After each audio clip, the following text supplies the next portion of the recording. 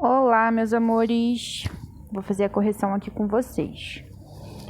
A parte de física, que eu vou começar a corrigir agora, eu vou corrigir só as discursivas. E aí as questões de conta, eu vou botar o gabarito para vocês lá, tá bom? Vamos lá, o que é calor? Calor é energia em movimento. Para que tenha calor, existe a necessidade de ter uma diferença de temperatura, porque o calor ele vai de onde tem mais para onde tem menos. Então, tendo uma diferença de temperatura de um lugar onde está mais quentinho e um que está menos, por exemplo, duas mãos, uma quente e uma fria, o calor vai partir da mão que está quente em direção à mão que está fria até que eles alcancem o equilíbrio. Explique os 3 tipos de transmissão de calor. Primeiro, a gente tem a condução, que é quando o calor passa de molécula a molécula, né? Passa de um lado para o outro. É bem comum de acontecer. Esse próprio exemplo da mão que eu dei na questão anterior é por condução. O outro tipo é a convecção, que é aquele que ocorre nos fluidos, né? Então, a gente precisa ter um material líquido ou gasoso para que tenha uma diferença de densidade. Quanto mais a matéria aquece, menos densa ela fica e aí ela sobe. E, por sua vez, a matéria que perde o calor e vai esfriando, ela fica mais pesada e desce. Isso causa um movimento de convecção. Por isso, o nome desse tipo de transmissão de calor é convecção. É o que acontece, por exemplo, na formação do vento. O ar quente sobe, o ar frio desce e aí vai formando vento. E o terceiro tipo é a radiação, que é o meio de transmissão de calor que ocorre independente de matéria, ou seja, ele vai ocorrer mesmo no vácuo. É o que acontece, por exemplo, com a luz do sol, né? As ondas eletromagnéticas e as ondas ultravioleta, elas se propagam por meio de radiação. Explique o motivo do refrigerador de ar-condicionado ficar sempre, dos refrigeradores e ar-condicionados ficarem sempre na parte de cima.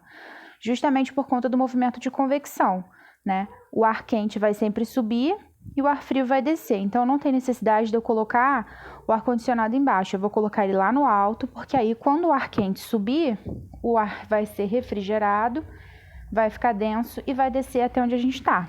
A mesma coisa no refrigerador da geladeira. Ele fica em cima porque o ar, quanto mais denso, vai descer e aí vai refrigerar a parte de baixo da geladeira. Explique como ocorre a sensação de frio do nosso corpo e por que um casaco pode ajudar. A sensação de frio do nosso corpo nada mais é do que o nosso corpo perdendo calor para a atmosfera, né?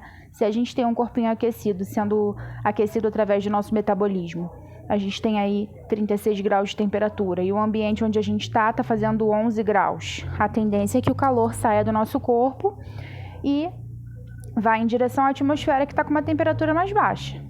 E aí, por que o casaco pode ajudar? Porque ele vai funcionar como um isolante.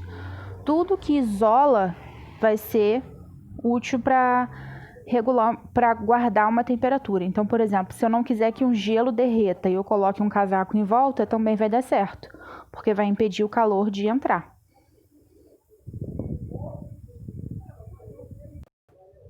O que é luz e como ela se propaga? Luz é energia. Como que é essa energia?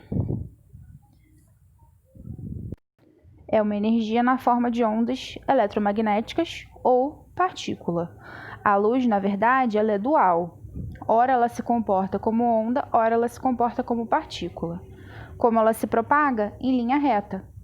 Uma coisa que prova isso é o eclipse, né? A sombra. Por quê? Quando você coloca alguma coisa na frente da luz, ela fica bloqueada. Se ela fizesse curva, ela não ficaria bloqueada.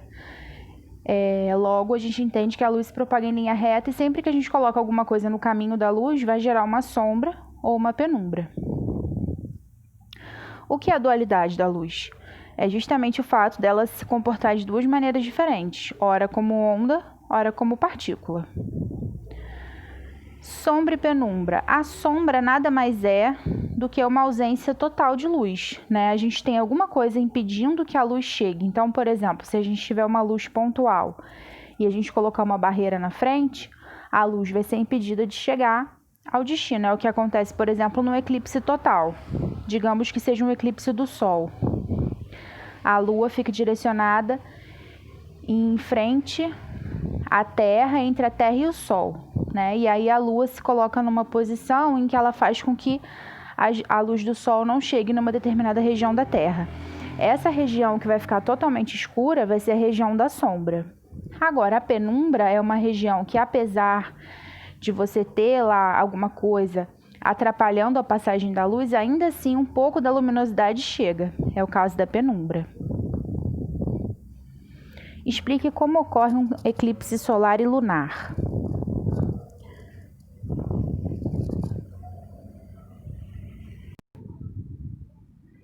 Ó, pessoal, aqui a gente tem um eclipse lunar. O que acontece aqui, ó?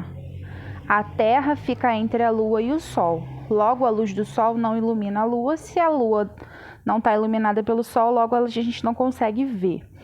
Lá da Lua, se alguém tivesse lá da Lua agora, estaria vendo uma situação de sombra total, né? E se por acaso tivesse alguma região pouco iluminada, seria penumbra. Mas no caso do eclipse lunar, a gente tem a Terra entre o Sol e a Lua. Agora, no eclipse solar, que é o que eu estava explicando para vocês agora há pouco, o que a gente tem é a Lua entre a Terra e o Sol. E aí a Lua acaba sendo uma barreira para a luz do Sol chegar na Terra. Naquela pequena região ali do fundo, ó, onde está bem pretinho, é a região de sombra, onde está acontecendo o eclipse total. Nessa região ali, nada de luz vai chegar. E a região em volta é a penumbra, é onde você tem um pouco de luz, mas ainda assim está escuro, tá? E é isso. Aí, só para não ficar dúvida em relação aos exercícios de física, a questão número 1, por exemplo, está pedindo para passar Fahrenheit para Celsius. Aliás, Celsius para Fahrenheit, né? Então, você vai usar C sobre 5 igual a F menos 32 sobre 9. No caso, quando a gente tem, como é o caso da número 2, Kelvin, pedindo para passar Celsius para Kelvin, é só você somar 273. Então, 35 mais 273 vai ser o valor em Kelvin. E se fosse o inverso, é só você diminuir 275. E a número 3 é Fahrenheit para Kelvin. Então, você vai botar C sobre 5. Não, você vai botar F menos 32 sobre 9. Peraí. Ó, pessoal, no caso, vocês vão usar só essa parte aqui, ó. F menos 32 sobre 9 igual a T menos 273 sobre 5. E aquela hora que era do Celsius para Fahrenheit, aí você usa essa parte de cá. C sobre 5 igual a F menos 32 sobre 9. E é isso. Beijos, beijos. Logo envio o próximo vídeo.